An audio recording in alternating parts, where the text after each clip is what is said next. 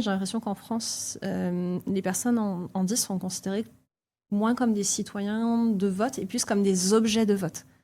Dans le sens où on a beaucoup je sors de mon champ de recherche, hein. C'est plus pour ceux qui travaillent sur les médias, mais j'ai l'impression de beaucoup voir, notamment dans des affiches, par exemple, d'objectification, entre guillemets, de la personne. C'est-à-dire que la personne, on la prend plus comme un objet pour attirer des faveurs électorales. Genre, par exemple, nous, on s'occupe des personnes, on peut être des personnes handicapées. Nous, on fait ça, nous, on est très gentils. Et c'est un peu comme une espèce de faire-valoir. Ça, c'est du validisme.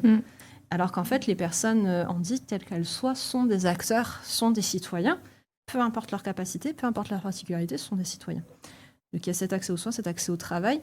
Et au niveau du validisme intériorisé, en fait, je pense aussi que c'est ça qui fait que des fois, on a du mal, en tant que personne concernée, à s'avouer quand ça va pas, quand on a des difficultés, etc.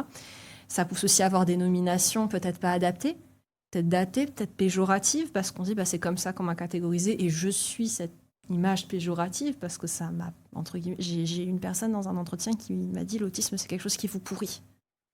C'est très péjoratif, mais c'était son ressenti à ce moment-là de sa vie où il en était avec son diagnostic.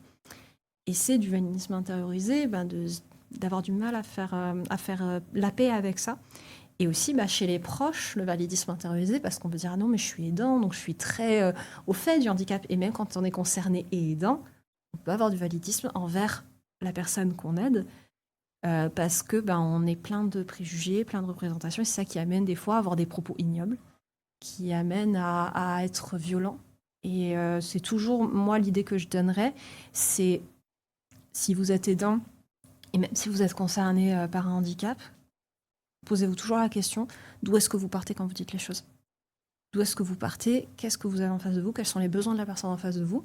Comment elle se considère? Et qu'est-ce que vous pouvez faire pour respecter cette personne? En fait, combattre le validisme intériorisé, ça se fait surtout par le respect de la personne et le respect de soi.